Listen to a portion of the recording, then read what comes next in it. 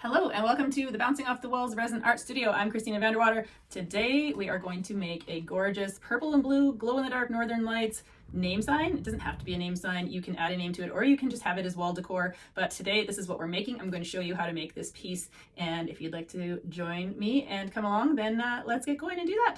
To make this sign, you're going to need a two-part resin, such as a coating epoxy, a crafting one, and tabletop and art one. They may be labeled as such, but as long as it's a part A, part B, not a deep pour and not a UV resin, then you'll be good to go. And you'll need a surface to create your art on. I'm just using a 1/2-inch circle of Baltic birch wood.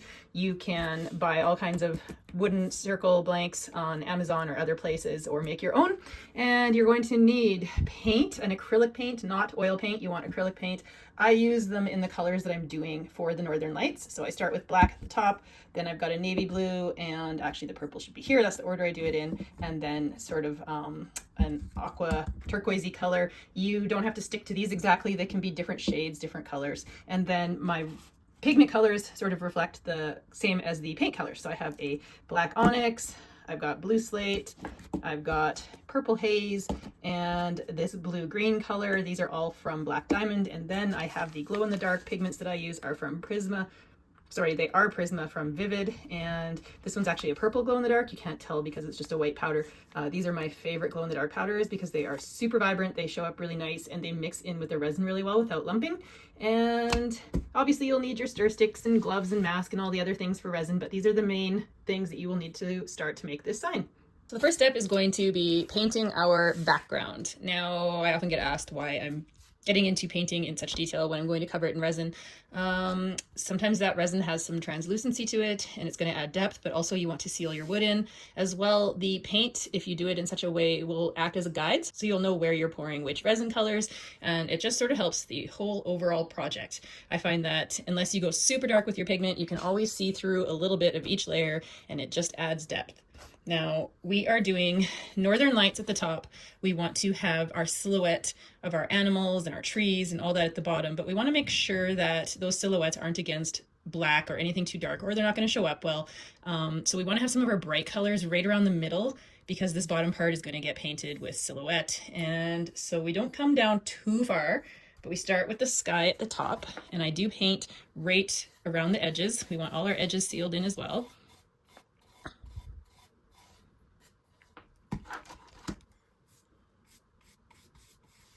So you don't have to be perfect with this. It is just our undercoat to seal in our paint.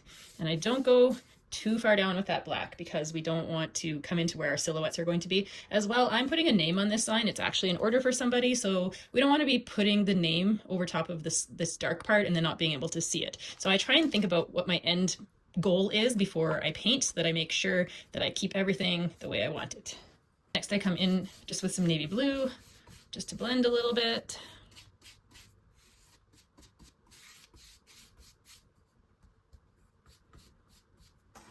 Again, right over the sides.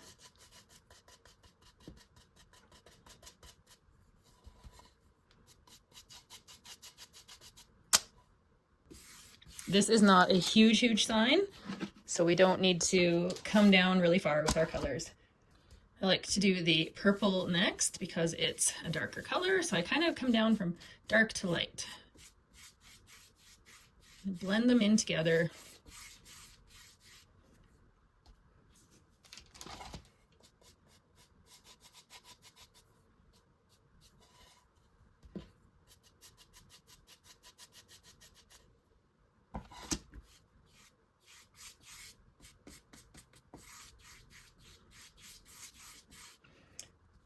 Then lastly, this blue aqua color.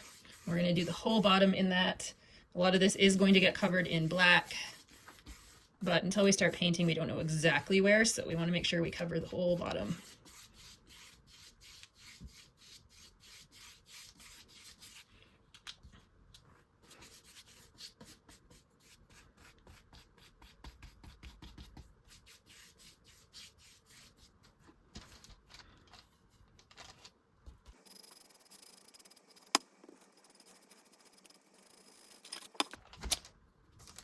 And now we let this dry. Once your paint is dry, this is the time that we want to put something on the back. If you want easy drip removal, of course, you don't have to put anything on the back. You can still get the drips off. It's just a little harder. I personally prefer the Minwax finishing paste method, which I've got quite a few videos on that. So that is what I'm going to do. I find it's just the easiest way for removing those drips. When I'm done, I just take some, literally run it around the edges.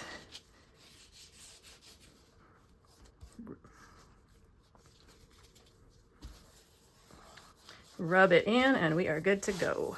Much easier than tape in my opinion, and way easier to actually get off in the end as well, especially because we're doing 2 layers. And I find that sometimes when you tape the bottom and then you let a layer cure and then you put another layer on, that tape gets really stuck. So my preferred method, Minwax finishing paste. And then we need something to stand our piece up on so that the resin just drips off and doesn't pool. And you can use any kind of standoff, a container. I have these containers that I use for various things, resin, I recycle as much as I can. So you need to put your piece up on something, and then we're going to start mixing our resin and get pouring here. I am currently mixing my resin. Mine is a 5-minute mix. Yes, I always mix it for the time that they tell you to, just to be safe. And before I start mixing, I get all of my colors and my cups lined up so that I'm ready to go, because there's nothing worse than having your resin mixed and then you haven't got that stuff ready and you're running around the room looking for everything and trying to get organized. So I try and have it all organized to make the process go smoothly, because you only have so much working time. If you have a good art resin or tabletop resin, you should get about 15 to 20 minutes or even more depending on the resin brand. So you should have plenty of time. We don't want that time to be spent running around. So I always start off in the same order that I've done the paint on the wood. So we're going to have black for the first one, and you don't need a whole lot of each color, just enough to almost do like a stripe across. Then we're going to do the blue. Then we are going to do the purple. And the majority of the resin is going to be that color on the bottom, because as I said, we're going to be covering a lot of that with artwork. So we want to make sure that even though we're going to be putting a lot of it on the bottom of the piece, a lot of that bottom is going to get covered.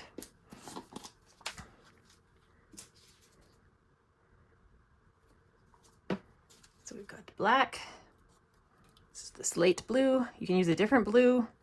The colors you use are entirely up to you. So for the purple and the blue-green turquoisey teal color, we are going to add glow in the dark. So I put a little bit of the color, and I actually put quite a bit of the glow in the dark. Now I'm going to use everything that's left in this package for, I don't know if you can see through there, the resin comes up to about that line, and we're going to use all of this and make it nice and bright. I find a lot of people that question how I get my glow in the dark super bright. The answer is always just that I put a lot of pigment. I think sometimes people hold back. I know it can be expensive, or you hear people say don't put too much because you'll compromise the resin. I go a little overboard, and then I get really nice bright glow in the dark colors that last. So that's our purple. It's going to glow really nice. And the same thing for the teal color. I have quite a bit of this one because I'm going to use some in something else as well. How much resin you use is going to depend on how many pieces you're pouring, what size your art piece is. I'm going to use the rest of this bag.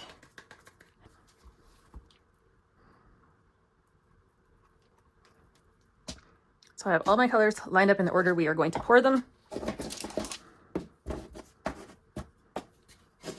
You want to make sure your piece is level. You can buy small little levels to put on here. You don't want it to be too tilted or everything's just going to pour right off. Okay, we start at the top and we just pour the colors how we have our paint, which is why I said it's good to have paint on there, because it acts as a guide. We know where we're putting things.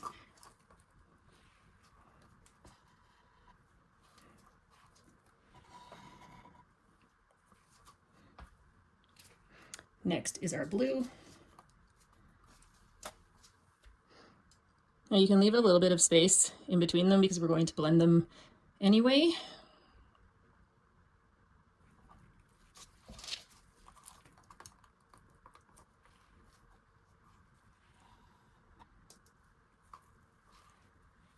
I know lots of people say don't scrape your resin out, or once you've mixed it, pour it into another cup. I hate being wasteful that way. Make sure it's mixed properly and you're not going to have a problem. Never once have I ever not scraped my container and used that resin, and never once have I poured mixed resin into another container to then mix it again, and I've never had an issue. As long as you mix it properly the first time, scraping as you go, you're going to be fine. Now we've got our purple. You can see that it doesn't matter if you get a little messy on here, we're just gonna blend anyway.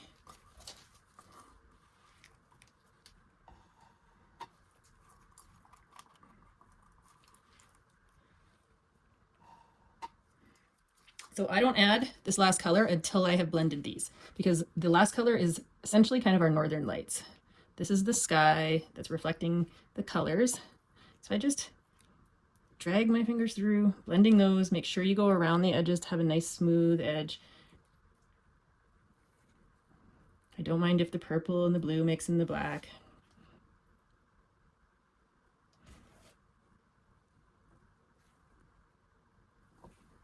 Hopefully you can see this without the reflection. That's the hardest part about filming and taking pictures of resin, is everything's so shiny. There, if I bring the camera up higher, there's less shine. Once you have your sky blended, we're going to fill in the rest with that teal color. And we are going to make sure the bottom part's covered and that our edges are all covered. And we want to blend that. Now what I do with this color, gotta change my glove, is you can either use your stick and drag it through, or you can just pour some. I usually take a little bit and I just sort of pour it like a Northern Lights pattern through the sky. And you can use your hand and blend this. You can use a stick and blend this. If you have a tool similar to this, you can come through. I just really lightly go over it. As you can see, it starts to blend on its own anyway.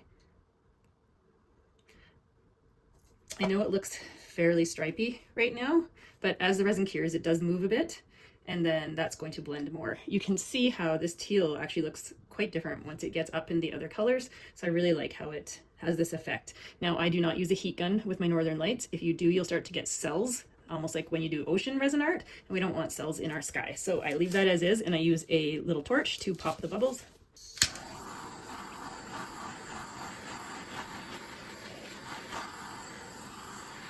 And I don't worry too much about covering this or lint getting in it, because it's just our first layer. We are going to let this cure. It's going to take at least 24 hours, and then we are going to do our artwork on here, and then we'll do a second coat of resin. So let this cure for now, and we'll get to it tomorrow. All right, it's next day. Our resin has cured, and we can start the artwork part of this. Now I'm going to add stars to mine. You don't have to do this. The way I do my stars is I use a spray paint of white, and I just sort of half press down just to get a little sprinkling. You can flick some stars on there with a toothbrush, or if you even want to hand paint some, that's entirely up to you. But I'm going to add a little bit of stars just by doing a couple little spritz. Just adds a little bit to that night sky. Just like that. And then next we are going to do our artwork. Now I recognize that not everybody likes to paint, especially hand painting things. So if you want to put some vinyl decals on, if you're a Cricut owner and you want to cut out some things with vinyl, you can certainly do that. I have tried that before. It works just as well as painting. I am going to paint sort of a mountainy landscape and some trees on this one. Maybe I'm going to throw a bear in there. I'm not sure yet. I oftentimes will make them up as I go along, but we want to make sure that we keep a lot of this glowing part exposed at the bottom. If we come up too high with our landscape and our trees, we're just going to cover the brightness. So I generally will work with the shape of my art form. So I'll kind of come up a little higher on the edges and down into here, just so that we can keep that glow and the silhouette, because when the lights go out on this, we want it to really pop. We're using acrylic paint on this, and painting acrylic paint onto resin can be a little bit like painting onto glass. You may need to do 2 coats. Sometimes it can get a little streaky. I find quality of paint can make a difference. It just, a little bit higher quality paint works better. Black generally goes on quite well because it's dark, but some other colors you sometimes have to do more than 1 coat. Once it dries, if you see some streaks, you can just go in with another coat.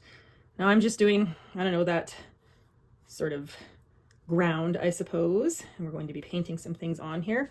I do come right down around the edges with my art, so I'm going to bring this right up and over the edge and paint that all the way black around the edge where the ground is.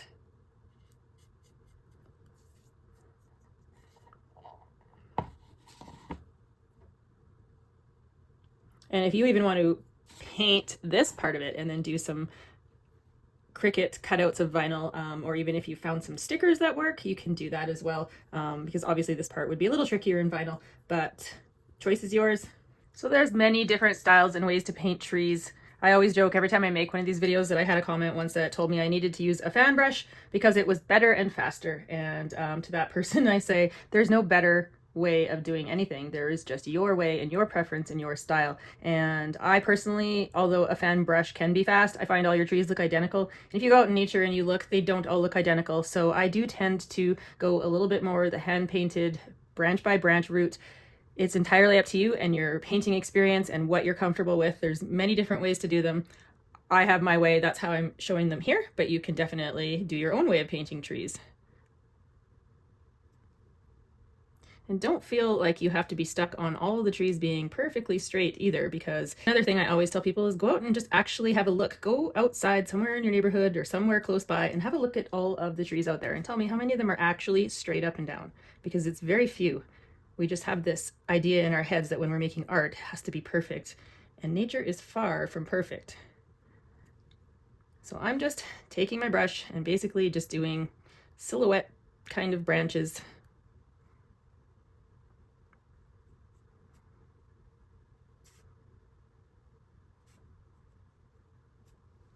How many trees you put on, or if you even do trees at all, is entirely up to you. You can get as detailed with your painted silhouette as you like. If you want to do a house with windows shining through, you can do that. There's all kinds of things. I've done a silhouette of a bride and groom once for somebody. Whatever you're comfortable with, whatever you want to paint for your silhouette, you go right ahead and do. Another thing, if you're working with a circle, you can have it so that there's no ground and you're just having the trees come in on that radial sort of format, as if you were laying on the ground looking up at the sky. That can look really cool as well. So many options. The more you practice, the more you do things on your own, the more you can develop your own style and come up with what you like.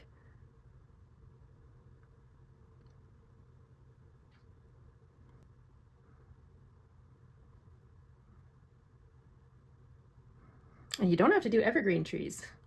There's all different trees out there.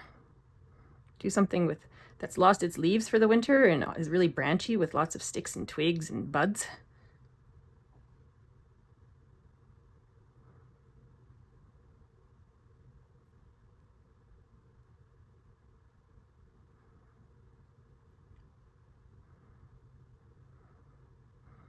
If you want to get some grasses in there, you can do that too.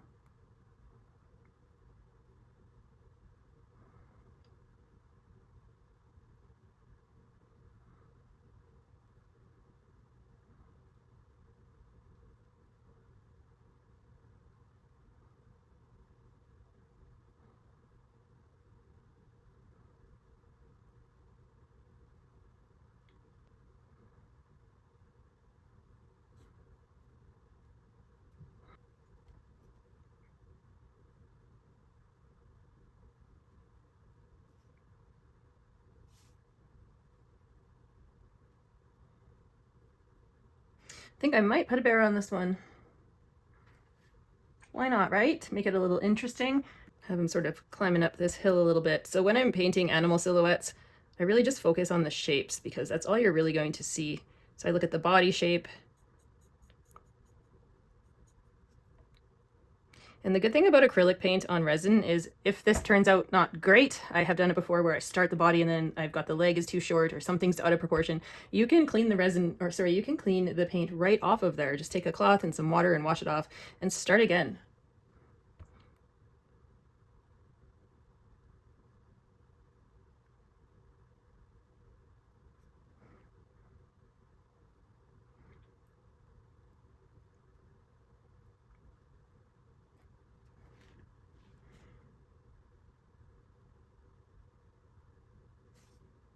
Looks like a gorilla or something right now.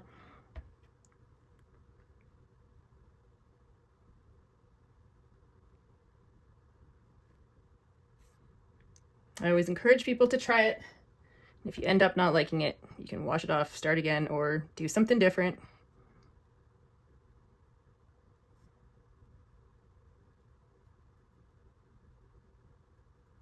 Mine do not always work out. I find bears can be tricky. Sometimes I end up making them look too long and lanky.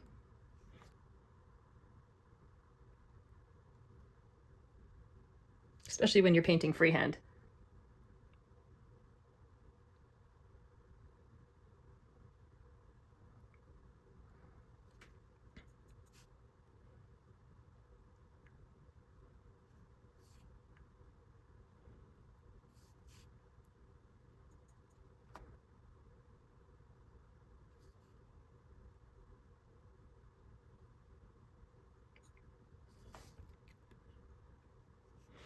Going to add a few more little grass type pieces.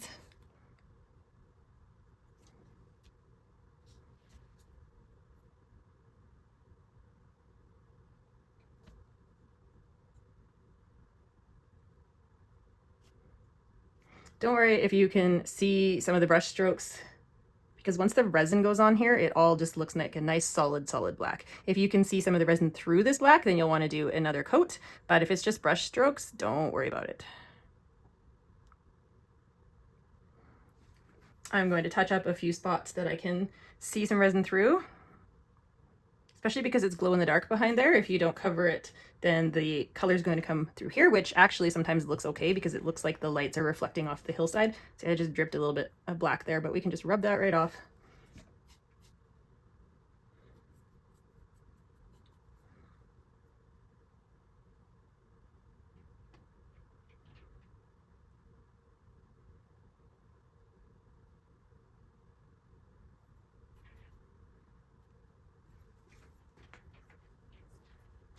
And that is going to be so shiny. Once it dries, you will get less shine on the camera here, but there is our paint layer. We need to let this paint dry, and then we're going to go in with our second coat of resin. And for that one, we are just going to need a mainly clear coat, but we are going to mix some more of this color and some more purple for the northern lights that are going to go through that clear. So we aren't going to mix black and we aren't going to mix that blue because we don't need them for this layer. They are strictly just the background. This layer is all about the clear coat and the northern lights. All right, for resin, I have clear and I have mixed more of that blue-green color and more of the purple. These both have the glow-in-the-dark pigments in them. We will start out with the clear, and we are going to essentially just top coat the whole piece in clear.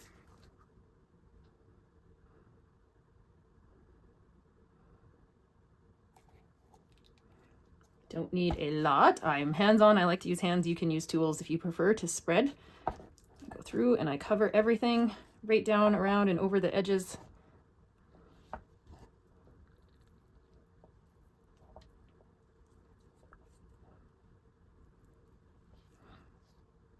I always like to make sure that all the paint is covered. If you don't cover it, you'll definitely see it because it's more of a matte finish and your resin is shiny. So you want to make sure you get the resin all the way down around the edges and covering the paint.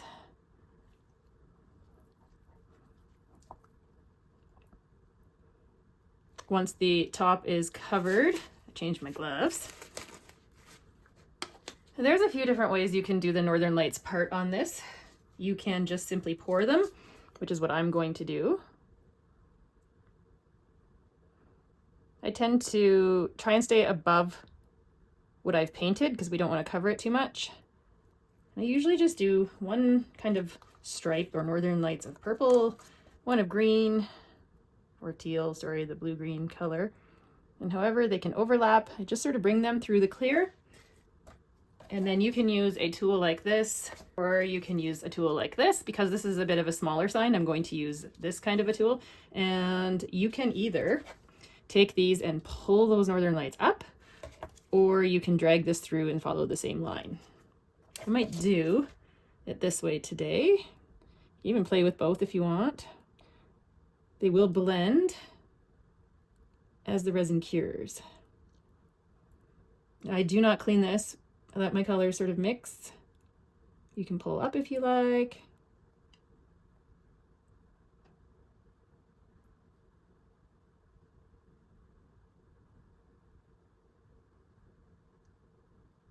Think an area down here because that's purple on top of purple. Sometimes I'll take a tool like this and I just dip it in the resin and then sort of take that along the line of where I did that purple and then pull that up through there a bit.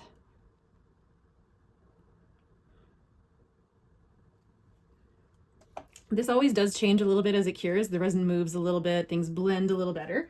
Again, I don't use a heat gun at this stage either. I like things to stay how I've got them. So I will come through with the torch and we will pop our bubbles that way.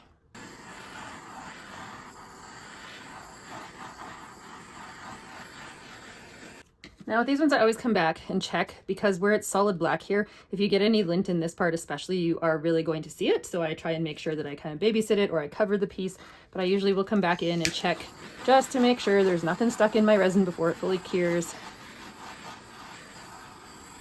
Now, if you want to make this a name sign, you could have put a name on when you did the paint layer. However, because we are doing more Northern Lights, we would end up covering that, and we don't want to do that. We want the name to kind of stand out in the glow in the dark against the Northern Lights. So if you want to paint a name on here, then you can do a layer of paint on this once this cures, and then a clear coat of resin over top of the whole thing. And that way you'd have 3 layers of resin. Or you can attach some wooden letters or some acrylic cutouts if you have a laser. There's a few options for adding a name. I have a laser. I'm going to cut a name out of acrylic and I will just attach that onto the top of the whole sign, and we'll leave this at 2 layers. But this is how we do the purple and teal Northern Lights. I hope that you enjoyed this tutorial. I hope you add some creative twists on it and give it a go and see what you can come up with on your own. Thanks for joining me.